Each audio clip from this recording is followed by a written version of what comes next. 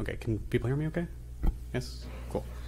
All right, so to completely switch gears, we're going to be talking about how people's expression of self-presentation is different on different social media.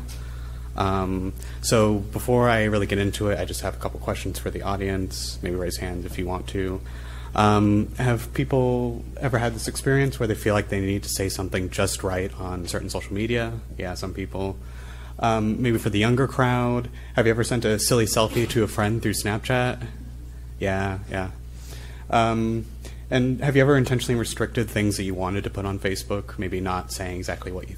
Yeah, so if you have done that, you're not alone. A lot of people feel like they might act differently or even express a different side of themselves on different social media. So in this study, we used personality theory to address the question of why people seem to present themselves differently on different social media. So first, I'm going to step through some of the research questions that we had. One, just are there personality differences at all between social media and offline contexts? Two, how do the different affordances of social media platforms affect online behaviors and potentially contribute to personality differences? And then three, does the social context of online platforms lead people to emphasize socially desirable traits and de-emphasize negative traits? All right, so first I'm going to start by discussing the main personality survey that we used for this study, or for the series of studies. So most personality theorists use this sort of like Big Five or ocean personality trait factor taxonomy. The theory generally assumes that personality is somewhat stable trait, although there are some age-related differences over time. And the Big Five generally has 5 personality dimensions: openness to experience, conscientiousness, extraversion, agreeableness, and neuroticism. I'm going to step through each of these in a little bit, but for those of you who are curious about why it's called ocean, oh, darn. Well, that was supposed to be, sort of highlighting where that comes from.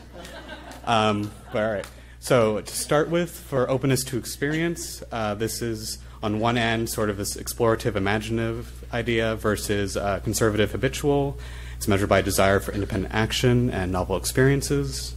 For conscientiousness, this is organization timekeeping on one end versus messiness and lateness on the other, displayed through setting goals and self-control. Extraversion is one end is sort of a tendency for positive social interaction, desire for interaction, versus a preference for more solitary activities, displayed by a desire to generally to interact with others.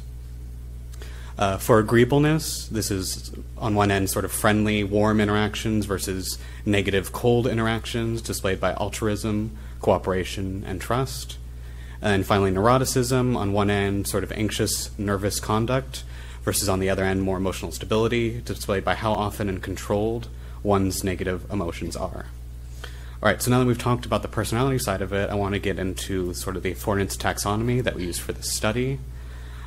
Just a really quick overview of what affordances are in general. So this is the concept that we perceive things by the actions that they allow us to perform. So the classic sort of real-world example of this is if you look and see a chair, for example, that has the affordance of sitting. You look at it and you see how you can interact with it through sitting. So we're using affordances in the context of social media, where people people perceive features in terms of how they can interact with those features. And furthermore, each social media has distinct features that influence how users are able to engage. So we use, DeVito et al. Had this very, very nice sort of high-level taxonomy of affordances that it can apply to different social media. I'm going to discuss those in a little bit. But they're self, other actors, and audience. So to start with, for the self, this has facets of presentation flexibility, content persistence, and identity persistence. So that's essentially how you can present the self differently, how long content is accessible and editable, and the stability of the presentation of the self. Next, other actors. So this has facets of content association and feedback directness. And this is relating to how other people can link content, for example, by tagging or liking, and how direct that feedback is. And then finally, there's audience, which has facets of transparency and visibility control. So transparency is the awareness of who can view what content, and visibility control is the ability to control who can see what content. All right. So Using this model, we can start to categorize Facebook on Snapchat in terms of two useful facets of this: identity persistence and audience transparency. So Facebook in this model generally has high identity persistence. Your profile stays there for a long time, generally, and lower audience transparency. People are somewhat confused as to who can see what.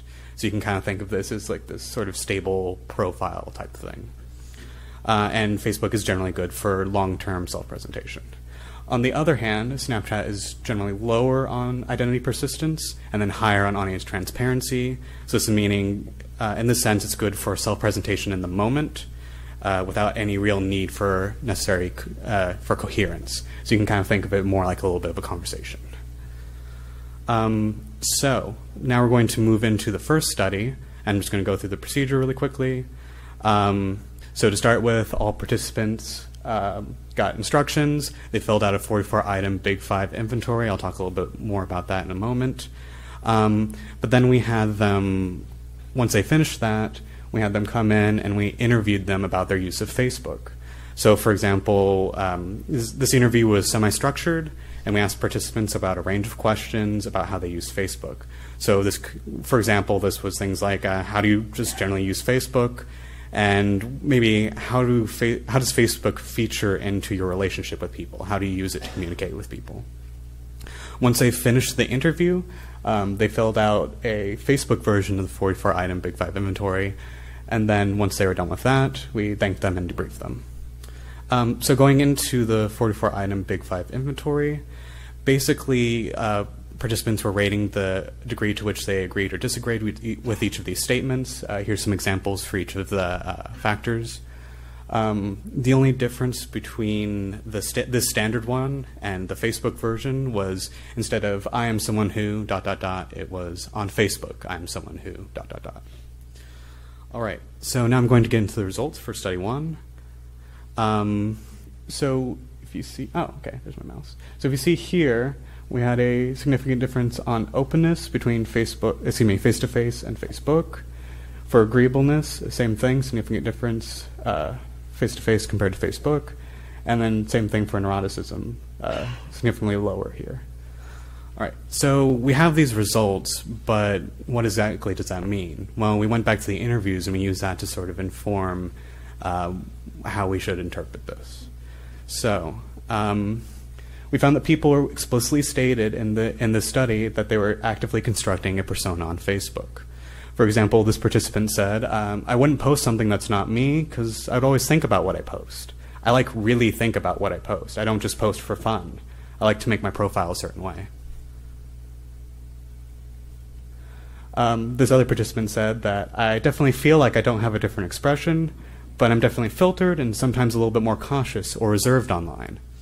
When we asked participants why, they generally responded to something about critical audiences.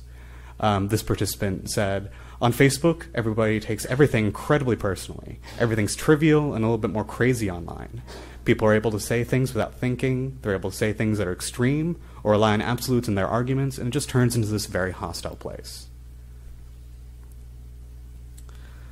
So the conclusions that we drew from this, were that on Facebook, people were trying to control their self-generated content to craft filtered profiles which allowed them to avoid negative social consequences from a critical audience. We thought that this was what was leading people to be less open in self-presentation and less neurotic in an effort to avoid posting personal, emotional topics. Finally, we thought this suggested a bit more of a complex picture than just pure social desirability. Otherwise, we would have seen differences on agreeableness. However, this first study had some limitations, a relatively small number of participants, and we were only examining one social media platform. People in our sample might have assumed that Facebook was just a general online persona rather than something specific to Facebook itself. So this motivated study two. So for study two, the procedure was very similar. All participants got the same instruction, filled out the same 44-item Big Five inventory, but then we randomly assigned them to one of two groups.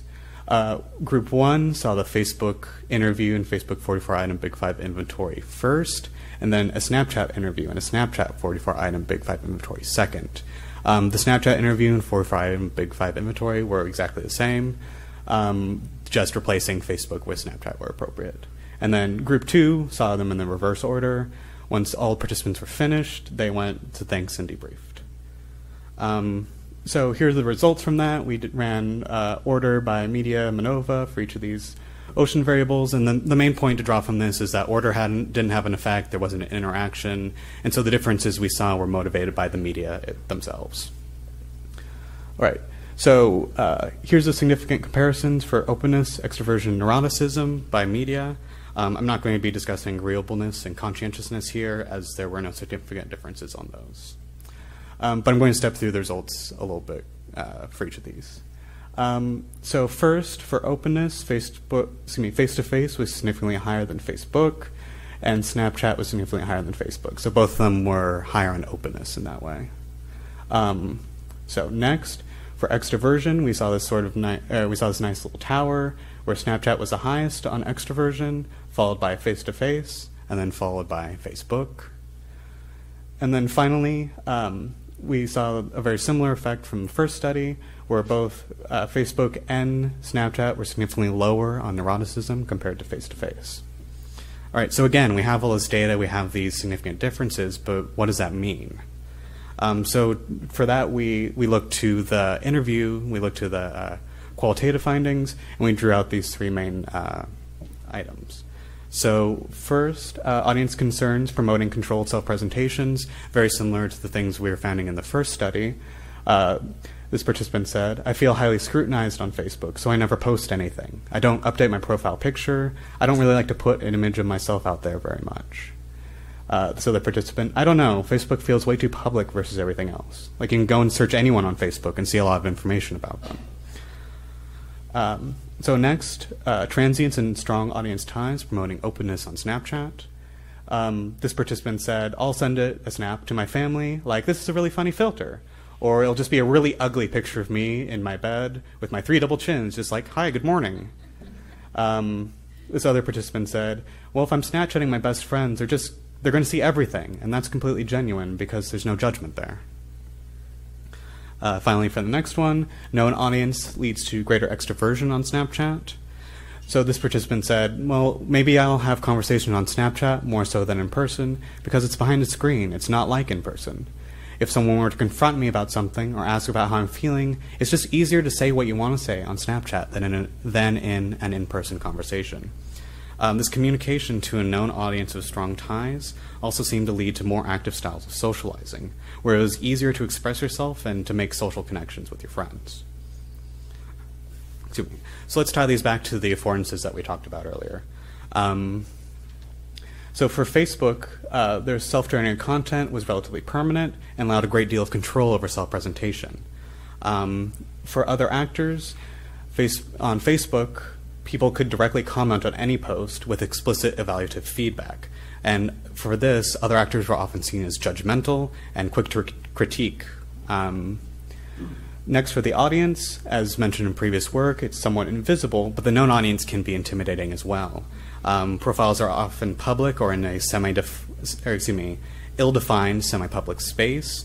The known audience can also be difficult. Friends and family were explicitly mentioned as being concerns for self-presentation.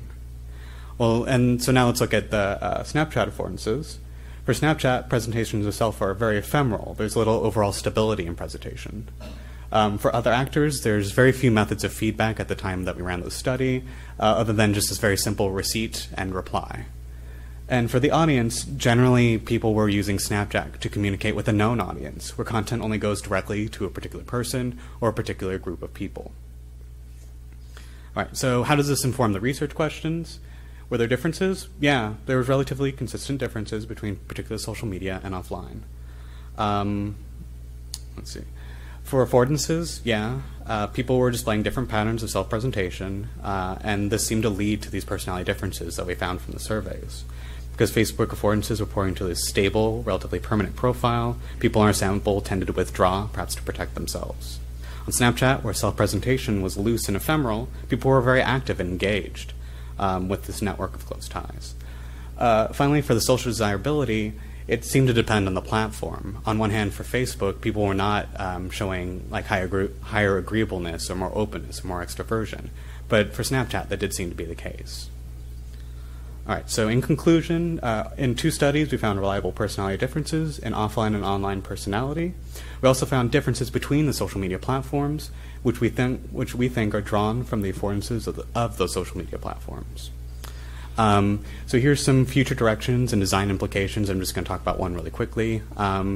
So for example, with the concerns about self-presentation, perhaps some sort of automatic detection of self-presentation that would tell people how their posts might appear to an audience might help with some of the presentation concerns. We also had some implications for methods and sort of personality psychology, but people can ask questions if they're curious. So I just want to thank everybody for their time, and a special thanks to Katie Borman for her work on Study 1. And this is a summary slide I'll leave up. I'm ready to take questions. Thank you.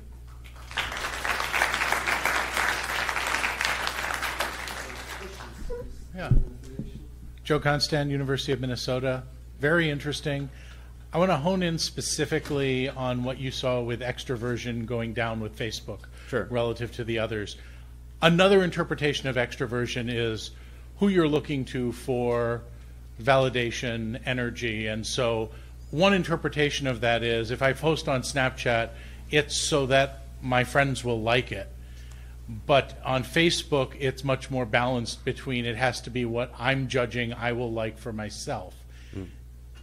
That could be an interpretation of it being hard to see the audience, but is that a fair interpretation of what you see? Because it certainly seems like in some other work, the feedback mechanism of, do I get likes and other things is a really important thing that to people in determining their pattern of Facebook posting. Yeah.